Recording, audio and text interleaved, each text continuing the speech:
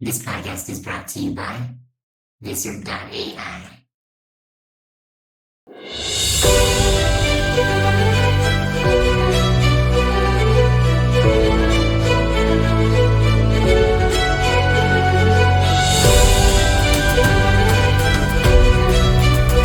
Welcome to the AiAnalysisPodcast. Today we're taking a look at TikTok, particularly, is it safe? And is it really the boogeyman the government is cracking it up to be? Now, before we jump into the material, just a quick note on transparency, because it's vital for any analysis like this. TikTok is an affiliate sponsor of this program. Right. But our goal, as always, is to give you a fair and impartial analysis of the sources you shared. We're focusing purely on the facts, on transparency, and really comparing it to understand its security profile next to its peers. We are not here to endorse, we're here to inform. And that comparison is, well, it's everything today, isn't it?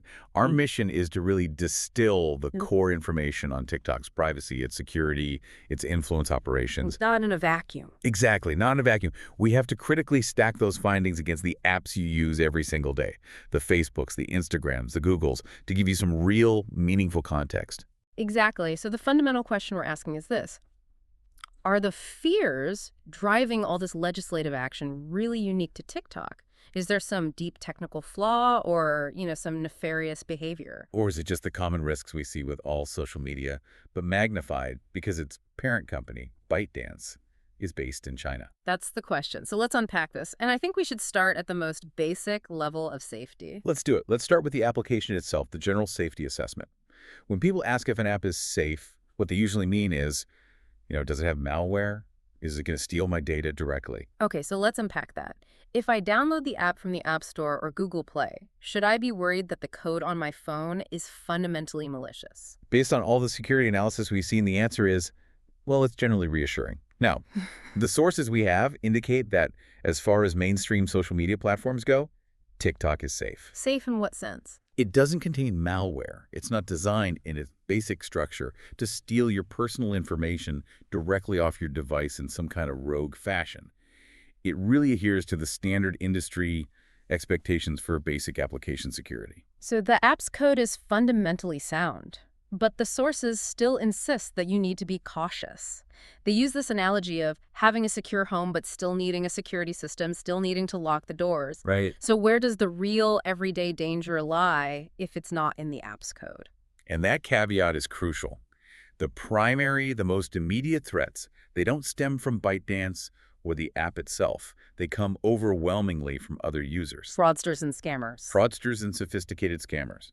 I mean, this is the definition of a universal social network problem. It's not unique to TikTok at all. That immediately puts it on an equal footing with its peers then. Maybe even worse, just because of its sheer size and popularity. I remember the Federal Trade Commission had a really powerful description for this problem. They did. The FTC officially calls social media a gold mine for scammers. That makes sense, right? These platforms allow for rapid communication, they give scammers massive reach, and they foster this false sense of trust. It makes them incredibly effective for financial crime. So when you compare TikTok to other networks, the risk level for these user-initiated scams is basically the same. It requires the exact same level of vigilance. Identical. Okay, so let's give you some practical takeaways. What are the specific categories of scams thriving on TikTok right now that you really need to watch out for? We found 5 major categories in the source material. Yeah. And they run the gamut from, financial scams to straight-up identity theft. First, and this is often the most emotionally damaging, are the romance scams. Ah, that's the complex social engineering one, preying on connection. Precisely. The fraudster will spend weeks, sometimes months, building up this elaborate fake account. They build trust. They establish a whole online relationship with their victim. And once that bond is set, Once the bond is established, then comes the sudden financial crisis. A sick relative, a can't-miss business opportunity, a problem with travel. And they either borrow money with absolutely no intention of repaying it, or they try to get your personally identifiable information, your PII, under the guise of, making the relationship more formal. this is a huge issue. I think TikTok even put out a warning about this, didn't they? They did. A specific warning about the rise of these scams right before Valentine's Day, which just highlights how prevalent it unfortunately is on the platform. It's that high engagement, that ability to forge quick emotional ties that makes it such an effective place for these kinds of cons. what about the threats that trick you into leaving the app's environment? That brings us to the second type, scam apps and malware-laced downloads. You'll see these fraudulent accounts posting really enticing videos, a free giveaway, some amazing utility tool, and they'll promote a download link in their bio or in the comments. But the link doesn't go to a real app store. Rarely. They usually redirect you to these really sophisticated phishing sites or landing pages that are just laced with drive-by download malware. So even if the TikTok app itself is safe, the scammers are using it as an entry point to get malware onto your device that lives completely outside the TikTok ecosystem. Exactly. And sometimes the scam apps do download, but they're just wrapped with Trojans or spyware, which is why general digital hygiene, having continuous antivirus protection, is so critical no matter what platform you're on. It just reinforces that the threat is platform agnostic. And what about the people who are trying to become creators, the ones looking for shortcuts? That's the third category, the more likes and followers schemes. These target that huge demographic of aspiring influencers who are, desperate for growth. These accounts promise shortcuts to fame, guaranteed viral success, growth bots, all in exchange for a small fee, or worse, your personal login credentials. Which gives the scammer the keys to the kingdom. It does. And the universal truth is, there are no legitimate shortcuts. These operations are just about harvesting your money or your information. The money is used for fraud, and the accounts they harvest are either sold or used to promote even more scams. Then you have the old threats, like phishing, just kind of adapted for the quick scroll environment. Phishing has been modernized so much for the short-form video context. It's not just a badly worded email anymore. Right. Now you see posts or comments urging you to click a link, maybe a really attractive time-sensitive offer, with almost no context. It preys on that impulse viewing. And these links redirect you to these perfect copies of login pages, these phishing websites, designed to steal your banking details or social media logins. And the speed of TikTok is part of the problem. It's what the scammer relies on. You're less likely to pause and actually inspect the URL when you're scrolling that fast. That instantaneous impulsive behavior is the security vulnerability. And finally, anything involving crypto always seems to carry this inherent risk, especially when you're targeting a younger audience. Absolutely. Cryptocurrency investment scams are pervasive. And these are really tricky because there are legitimate accounts offering real investment advice. They blend in. They blend in perfectly. But nestled among them are these total fraudsters soliciting funds for phantom projects or claiming guaranteed returns. The sources really emphasize that you have to do thorough, independent background checks, looking up SEC filings, verifying licenses, before you engage with any investment opportunity you see on the platform, no matter how slick the presentation is. So on the ground level, using TikTok safely just requires the same skepticism and digital hygiene you'd use on Facebook or Instagram or any website. That feels like a really foundational point for this whole conversation. It is.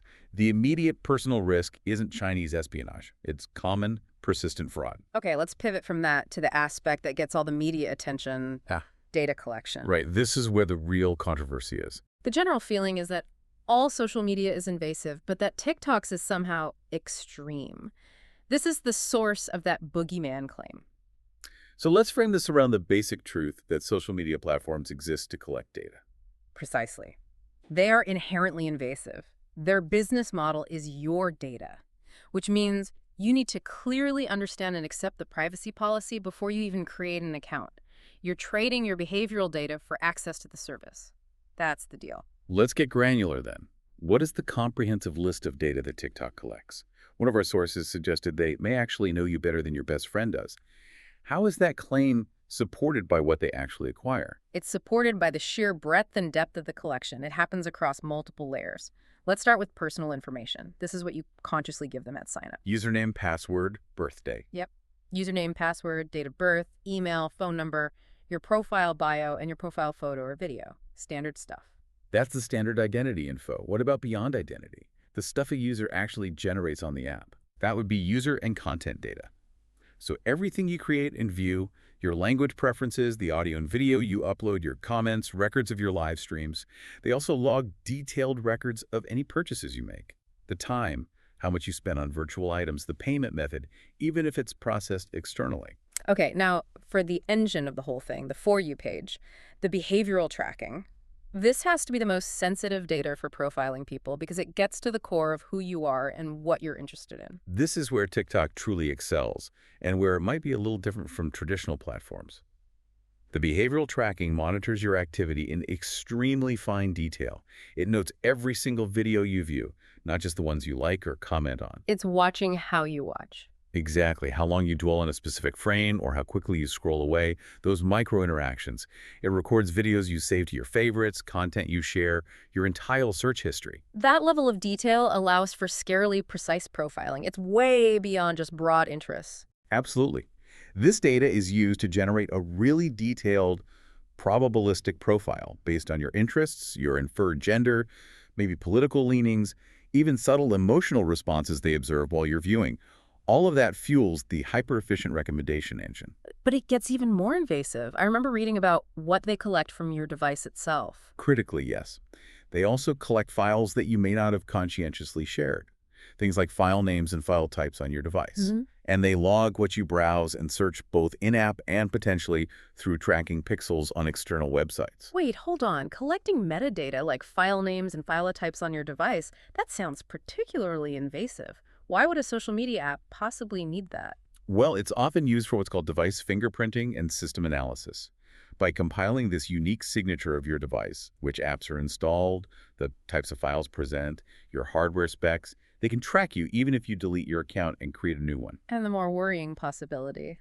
The worry among security analysts is that it could potentially be used to check for the presence of sensitive files, though that would be an extreme violation of privacy expectations. It's part of this comprehensive effort to understand not just what you do on the app, but the whole device environment you're operating in. Then there's the technical layer, what the app knows about your hardware and your network. Oh, the technical information is vast. Device and network logs, your IP address, which tracks where you're logging in from, device IDs, your mobile carrier, operating system, even battery levels and audio settings, your wireless connections, device brand and model, and, critically, some analysts cite the collection of keystroke patterns. Keystroke patterns? For what? Ostensibly for security purposes, to detect bots. But they're essentially building this exhaustive picture of the physical and network environment you're browsing from. And location data, how precise is that? The default is always approximate location, using less precise things like your IP address or your SIM card region. But if you grant the app permission, it will use your device's GPS for precise location tracking, which can generate a chronological map of where you've been while the app is running. And what about data from other services? That's third-party information.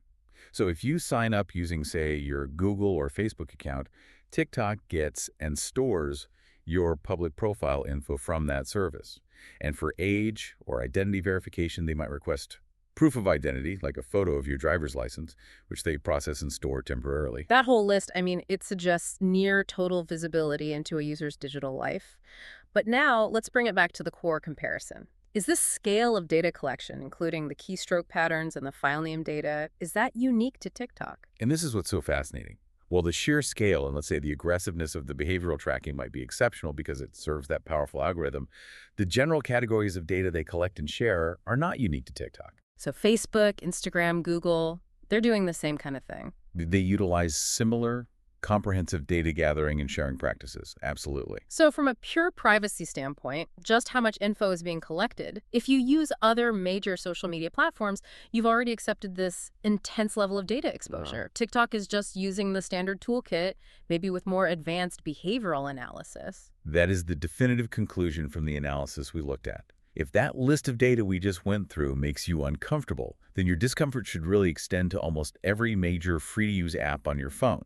TikTok is about as secure and private as any other social media platform in terms of what it pulls from you. And who they share it with also reinforces that this is just standard industry practice. Indeed. They share data with several categories of third parties, mainly for functionality. Business partners like Facebook or Google see app IDs and access tokens if you use their sign-on tools. They share with service providers, cloud hosting, content moderation, Payment processors, advertisers. Payment processors see purchase records. And just like every other platform, they share anonymized or aggregated data with analytics providers and advertisers for ad targeting. And of course, they share with law enforcement when they are legally compelled to. This whole segment really confirms it. The foundational concern about TikTok isn't what data it collects, because everyone collects it. It's about where that data ultimately rests and who controls the company that collects it. We'll be right back with more analysis in just a moment. Stop wasting your time on manually editing your videos. The secret AI tool will do the work for you. One of the best things about it is that it gives your video the potential to go viral. Visit this page, sign in, create a project by clicking on this button. Choose a video that you want to use. Click on the AI clip button. Wait for the magic. It is scanning through the video and looking for the parts that has the potential to go viral. Instead of editing the video by yourself, it does the work for you. It even generates headline and captions which fit your video. Another surprise is that they generate video description or social post for you to use. Once done, click Export to Post.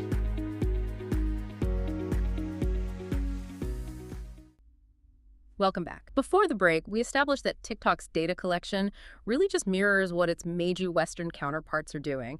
Now we're going to confront the one issue that truly sets TikTok apart: the geopolitical concern. Right. This is where we move from those generalized digital risks to the specific high-stakes political and national security issues. And the central point is ownership. That's what creates this unique tension. That's it. The core concern driving all the legislative action in the US, Canada, the EU is that TikTok is owned by ByteDance, which is a Beijing-based tech giant. So the U.S. government's concern is less about the type of data being collected, which again is industry standard, and it's entirely about who could potentially compel access to it, given the laws in the People's Republic of China. And that fear of compulsion is usually rooted in one specific piece of legislation, right? China's 2017 National Intelligence Law. That's the one. Critics seem to weaponize Article 7 of that law. What exactly does it say, and why is that language so powerful? Article 7 states, very directly, that all Chinese organizations and citizens must support, assist, and cooperate with national intelligence efforts.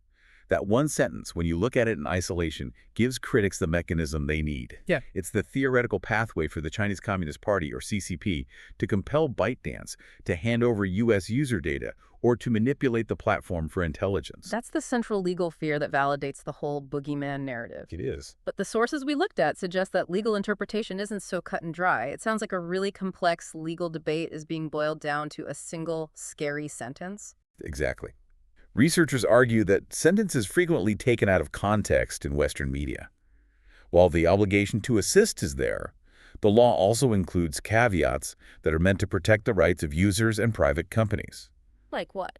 For instance, the law requires intelligence bodies to abide by the law, respect and safeguard human rights, and safeguard the legitimate rights and interests of individuals and organizations. It also says any intelligence work must be carried out in accordance with the law, which implies there are certain legal hurdles or due process requirements that have to be met.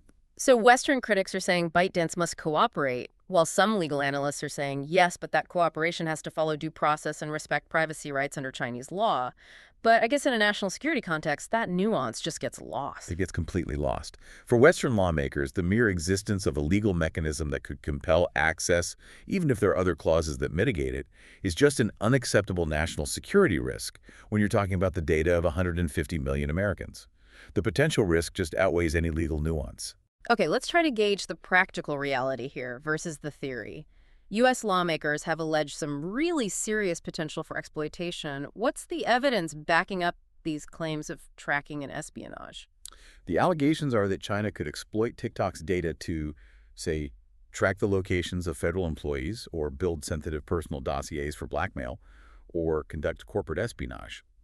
But crucially, our sources note that widespread, confirmed evidence supporting these kinds of large-scale, government-backed influence operations on U.S. citizens has remained largely theoretical, or it's classified. Yeah. The risk is framed in terms of potential capabilities, not confirmed campaigns. However, the risk isn't purely theoretical. There was that one highly publicized, confirmed incident of internal misuse that just threw gasoline on these geopolitical fears. That was the big one, that breach in 2022.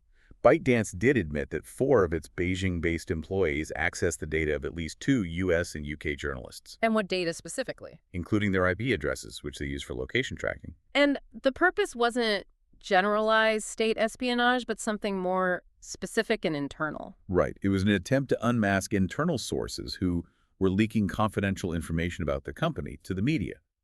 So while it wasn't direct state espionage, it confirmed the worst fear of critics, that employees in China could access sensitive overseas data, including data on journalists, despite all the assurances of strict data separation. Those employees were fired, but the damage was done. The damage to trust was profound. Yeah. The employees were dismissed, yes, but that incident solidified the belief in Washington that the company had to be completely restructured or just banned.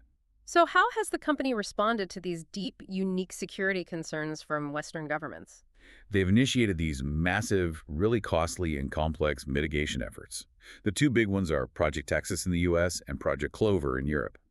And their core defensive position is that non-Chinese user data has never been stored in China. Let's get into the mechanics of Project Texas. It sounds like an extremely complicated digital restructuring project. It is. Project Texas is designed to completely silo privileged U.S. user data under a new, distinct, and highly supervised U.S. subsidiary called TikTok U.S. Data Security, Inc., or USDS. And this USDS entity is meant to manage everything for U.S. users. Everything. All U.S. user data, the source code that runs the app, the back-end systems, and all the content moderation processes for American users. And where does the physical data actually live under this project? The central technical piece is that all U.S. user traffic and data are being routed through and stored exclusively within the secure cloud environment provided by Oracle, a U.S. company. The goal is to eventually delete all backup copies from other non-Oracle servers. And what about the oversight? I mean, how does the U.S. government or the public know that this USDS entity is really separate and immune to influence from Beijing? This is where the political tightrope walk happens. The intent is that USDS would report directly to CFI-US, the Committee on Foreign Investment in the United States, and operate under its strict guidance, rather than taking direct orders from ByteDance. And Oracle is tasked with being a security partner with huge oversight responsibilities. What are Oracle's specific security responsibilities here? What are they actually doing? They're extensive. It involves deep operational access. Oracle is responsible for reviewing and spot-checking data flows to make sure no U.S. data leaves that USDS environment.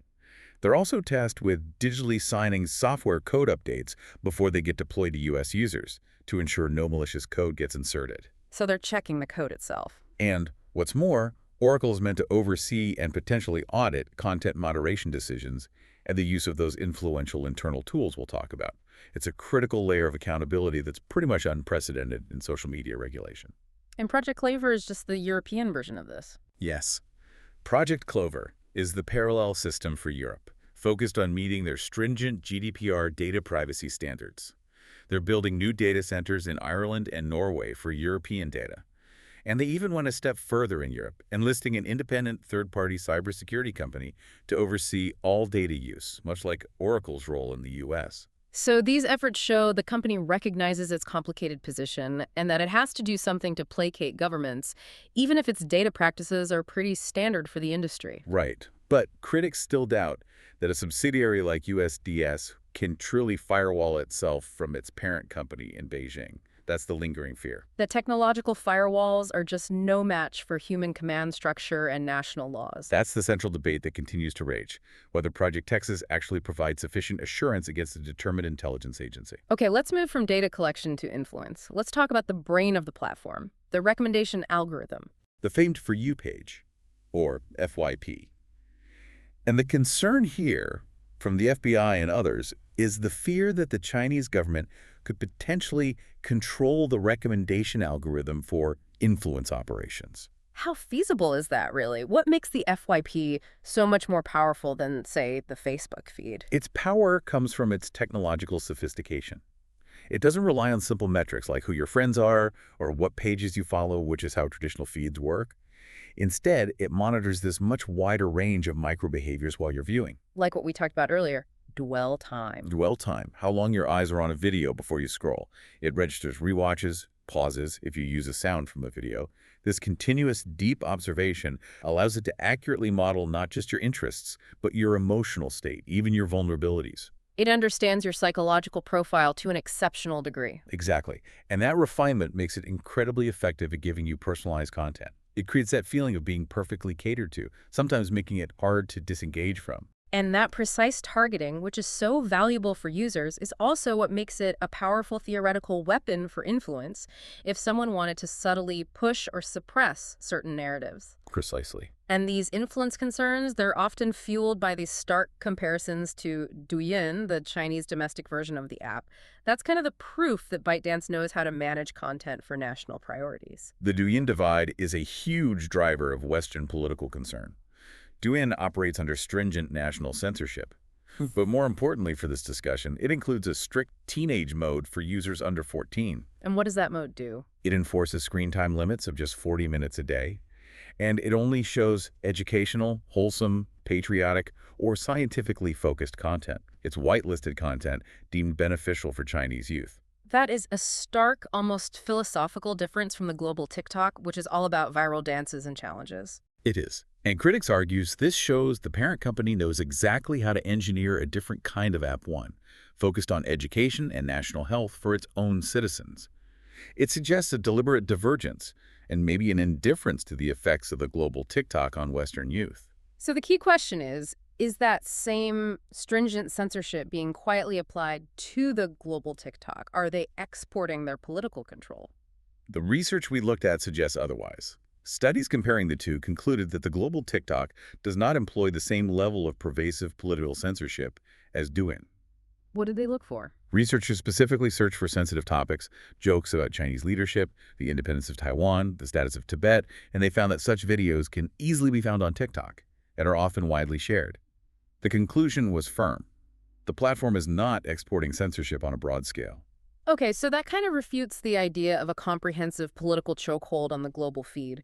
But we know the algorithm isn't purely organic. There was this manual promotion tool, the heating tool, which suggests some human intervention. That's right. The heating tool is an internal mechanism that lets TikTok staff manually promote certain videos, pushing them into the FYPs of target audiences. And while it might only account for 1 or 2% of daily views globally, that's still a massive number of views. And it's used for business development. Primarily to grow and diversify content, promote new creators, or boost major commercial partners. So if they're covering the FIFA World Cup or promoting an artist like Taylor Swift, they might use this to artificially accelerate its virality. Exactly. It ensures certain content achieves that critical mass that the organic algorithm might miss if it has low initial engagement. But the concern, obviously, is the potential for abuse of that power. Precisely.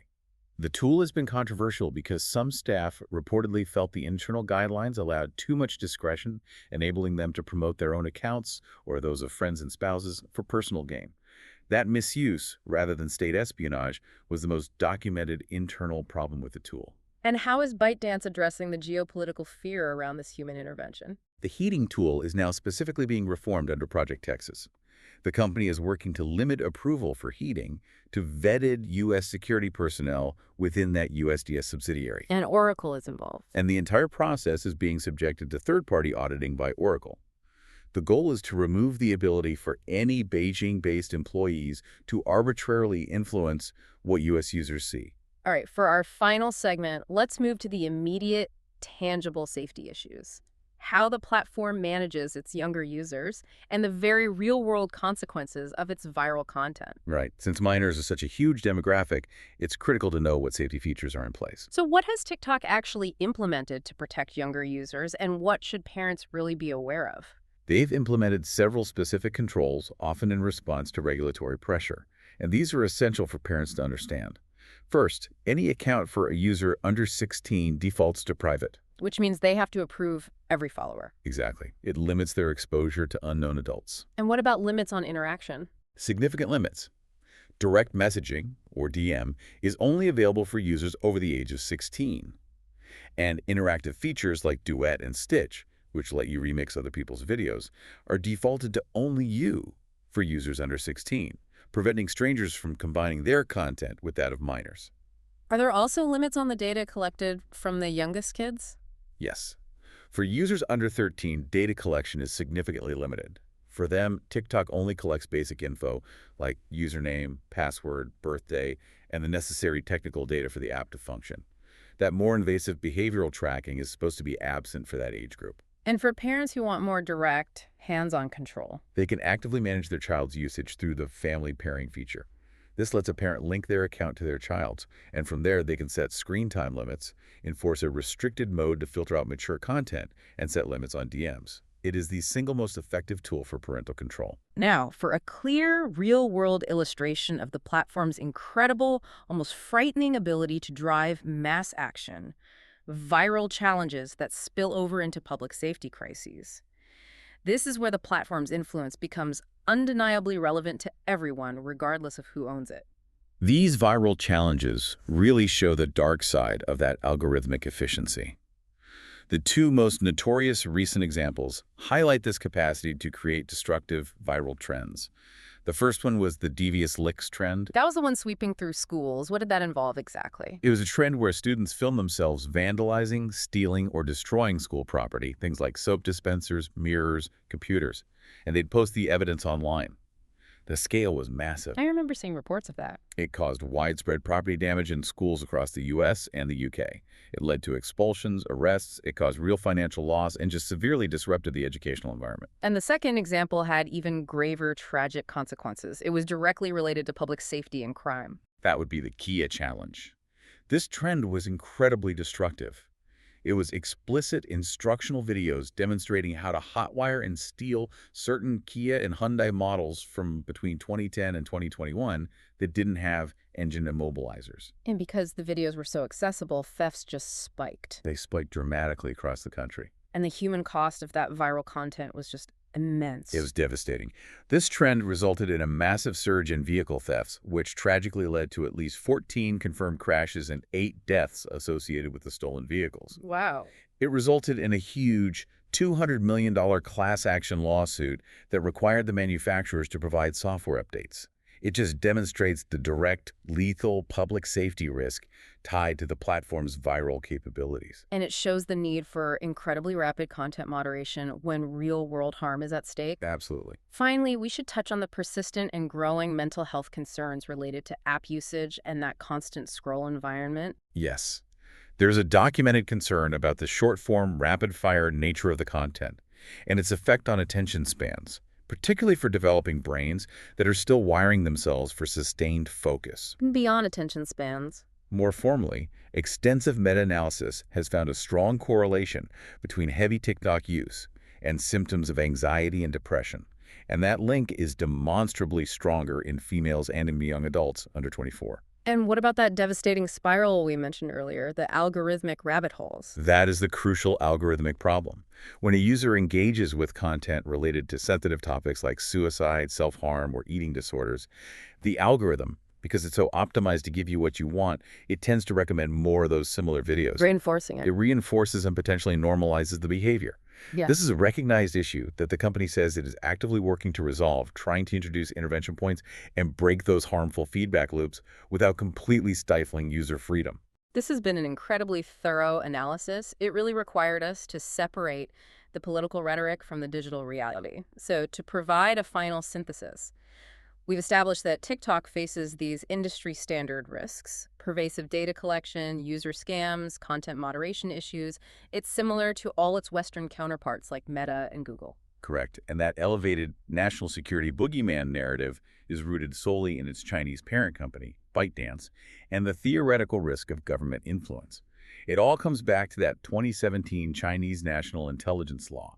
That remains the core tension point, despite the company's extensive and expensive mitigation efforts like Project Texas and Project Clover. So the key takeaway for you, our listener, when you're assessing the platform, is to apply a critical separation. You have to separate the generalized risk of pervasive social media data collection, which is high across the entire industry, and something you accept every time you download a free app, from the geopolitical risks that are unique to ByteDance's foreign ownership. And that geopolitical risk alone is what drove so many Western governments, the U.S., Canada, the EU, to ban the app on official government-issued devices. And if we connect this to the bigger picture, it raises this really important question about the global structure of surveillance itself. It does. Critics frequently point out the lack of reciprocal risk here. The U.S. government surveils individuals abroad through American tech companies under laws like FISA, often without any public scrutiny. This suggests that banning TikTok may not eliminate the underlying surveillance capability globally.